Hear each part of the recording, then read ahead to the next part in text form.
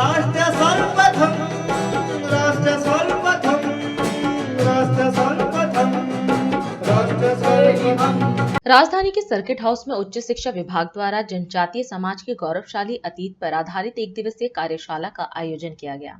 इस अवसर पर छत्तीसगढ़ के मुख्यमंत्री विष्णुदेव साय भी कार्यक्रम में मौजूद रहे। कार्यक्रम को संबोधित करते हुए सीएम साय ने कहा कि जनजातीय समाज का इतिहास प्रारंभिक काल से ही गौरवपूर्ण रहा है। उन्होंने कहा कि प्रदेश में जनजातीय समुदाय का इतिहास विश्व का सबसे प्राचीन इतिहास है, जो हर जगह विद्यमान है। हमारा जनजातीय समाज अपनी जड़ों और अतीत को सहेज कर रखता है, जिनकी गहराई हमारे पुरातन संस्कृति में मिलती है। वहीं कार्यशाला में जनजातीय समाज के ऐतिहासिक, सामाजिक और आध्यात्मिक योगदान पर भी चर्चा की गई। आज जनजातीय समाज का गौरवशाली अतीत, ऐतिहासिक, सामाजिक एवं आध्यात्मिक योग विषय में आयोजित एक दिवसीय कार्यशाला में आप सभी को मेरा सबसे पहले जय जोहार। और मुझे अत्यधिक प्रसन्नता हो रही है, उच्च शिक्षा विभाग के द्वारा शायद पहली बार इस तरह का कार्यशाला का आयोजन हो रहा है और इसमें मैं आप सब लोगों के बीच में उपस्थित हूं। आप सब लोगों का मैं हृदय से अभिनंदन और स्वागत भी करता हूं। और ये आयोजन के लिए मैं उस शिक्षा विभाग को धन्यवाद भी देना चाहूंगा। जैसा आप सभी जानते हैं कि जनजातीय समाज का इतिहास दुनिया का सबसे पुराना इतिहास है। छत्तीसगढ़ में रायगढ़ की कबरा पहाड़ियों की चित्रकला से लेकर बस्तर में पूर्वजों की याद में लगाए गए पाषाण स्तंभों तक जनजातीय समुदाय का इतिहास हर कहीं बिखरा पड़ा हुआ मिलता है। छत्तीसगढ़ में जनजातियों की आबादी 32% है। हमारा ये जनजातीय समाज अपने अतीत को याद रखता है और इसकी जड़ें हमारी पुरातन परंपरा में भी मिलती हैं। मृतकों की स्मृति में पाषाण स्तंभ खड़े करने की परंपरा हमारे जनजातीय समाज में है, समाधि बना के रखते हैं। यह सुंदर परंपरा बताती है कि जनजातीय समाज याद रखता है कि आज जो हम हैं हमारे पुरखों की वजह से हैं। उन्होंने जो मेहनत की, जो श्रम किया, उससे हम अच्छा जीवन जी रहे हैं। हम उनके योगदान को कभी भूलते नहीं। लिखने की परंपरा तो बाद में आई, लिपि का आविष्कार बाद में हुआ, लेकिन हमारे लोकगीत तो न जाने कितने पुराने हैं। सदियों से पीढ़ी दर पीढ़ी हम इन्हें सहेज कर आगे बढ़ाते रहे हैं।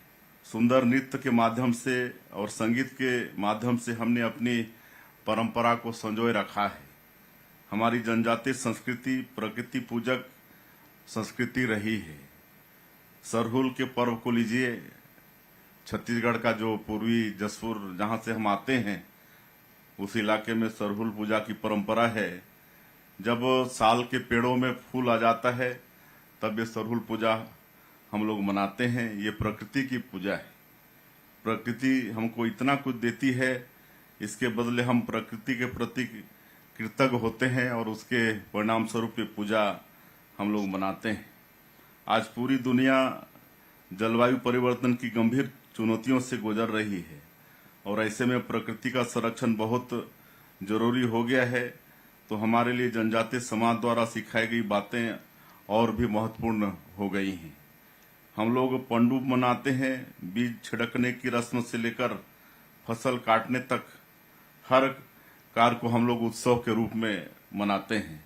यहाँ तक कि आम का जब फल आता है तो उसको खाने के पहले भी हम लोग पूजा करके रस्म, चाहे महुआ है, कोई भी नया फसल आता है तो पूजा करके तब खाने का शुरुआत करते हैं। ये हमारे जनजातीय समाज में ये परंपरा है और इसका ये अर्थ है कि हमारी संस्कृति सबको फूलने और फलने का मौका देता है।